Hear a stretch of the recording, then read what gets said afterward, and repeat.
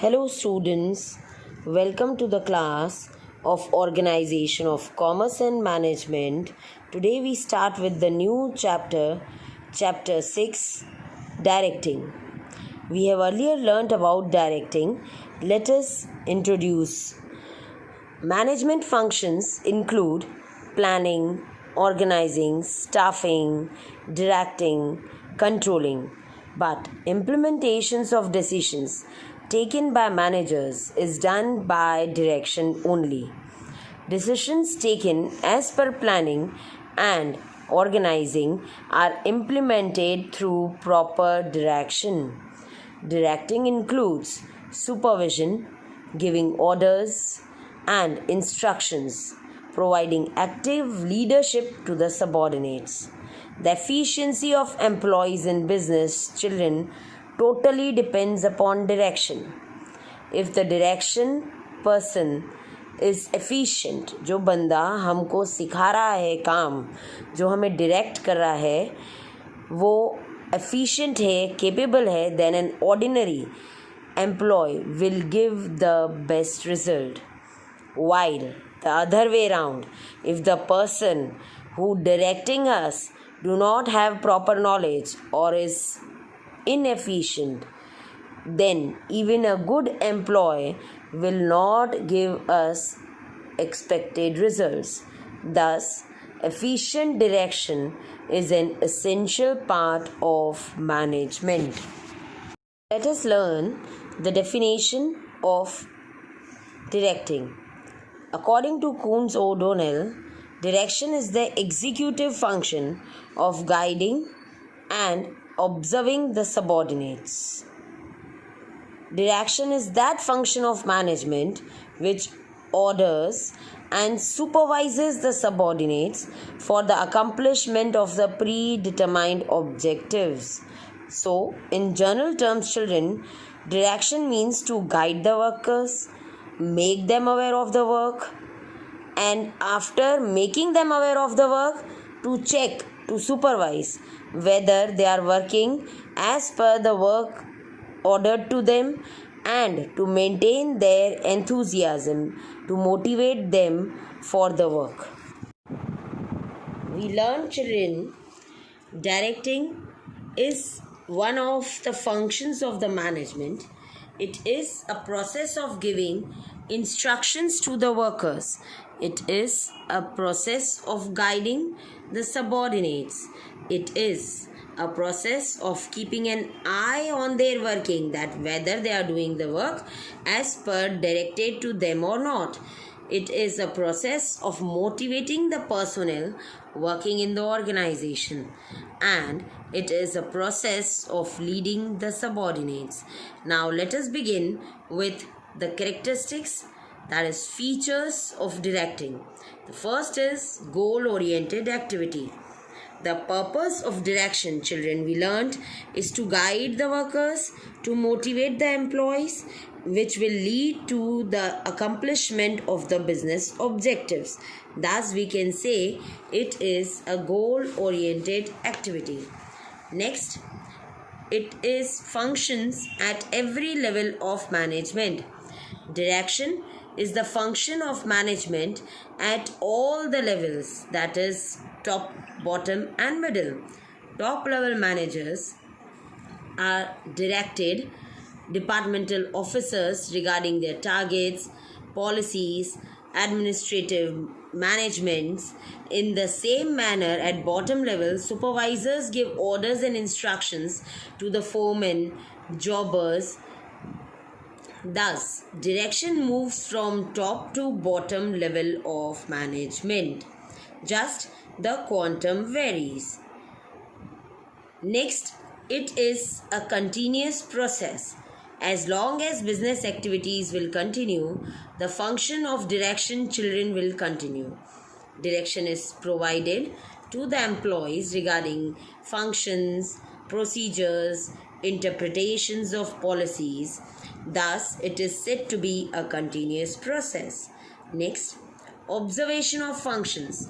The purpose of direction is to see that employees are working as per the direction given to them or not. They are continuously supervised by the leader. Direction is not merely the process of guiding and giving orders, but time to time keeping a check, observing whether work is done as per the instructions or not. Next, wider scope. Scope of direction is wider. It is not merely guiding and advising to the employees, but manager, that is the leader, has to provide proper understanding of the decisions and to check that proper efforts, necessary efforts are put in for their implementation so that accomplishment of objectives is done. Next, communication. Effective communication is a precondition to give orders and guidance to the employees. If communication process is not effective, it is difficult to get right direction to the right employee at the right time. So proper timely communication process should be used. Next, motivation. What is motivation, children? That is creating a feeling of work, that is positivity to work within the employees. It is necessary to motivate the employees in order to extract the best efforts from them. Higher authorities give personal guidance to motivate the employees. Such guidance solves the problems and doubts of employees, generates faith in them, therefore they work better. Next, flow of direction. Direction is a downward process. This is a 1 marker question, children. It always moves from top to bottom. Top level management gives guidance to the managers of middle level, and middle level directs the workers of the bottom level management. That is why it is said to be a downwards. Lastly, managerial function. Direction is a part of management like various other functions such as planning, organizing, staffing, coordinating, communication and controlling. Now children, let us begin with importance of directing. The efficiency of employee in business totally depends on direction we learned. Achievement of business objectives is also possible by motivating employees and by supervising their work along with providing them with proper guidance. So let us begin with the importance. First is increase in efficiency. A business organization becomes efficient only when proper direction regarding departmental functions is given to the employees. Direction clarifies functions of the employees' authority and responsibility in order to boost their efficiency. Next is assessment of efficiency. Assessment of employees' work is done through direction. Their evaluation of performance, that what they have done or what should be done, is also done with the help of direction. Through direction, assessment and evaluation of matters like whether the employees have done work as per direction or not, how much work is completed, how much efficiency is increased, can be done. Next, motivation to employees. Through direction, employees can be made aware about proper method, rules, policies of business. Their work-related problems can be solved. Such motivates them for doing the work. They should have a good feeling, enthusiasm for the work.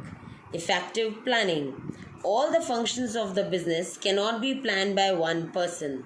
A planner can chalk out a plan by collecting necessary information through the subordinates. So, planning should be done in a very proper manner. Next, after planning is effective organizing.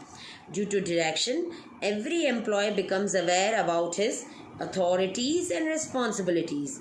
Therefore, orders and instructions given by the boss are followed properly which makes entire organization effective. If planning is done in a proper manner, children, we have learned earlier, organizing will work well as organizing does the works of achievement of planning.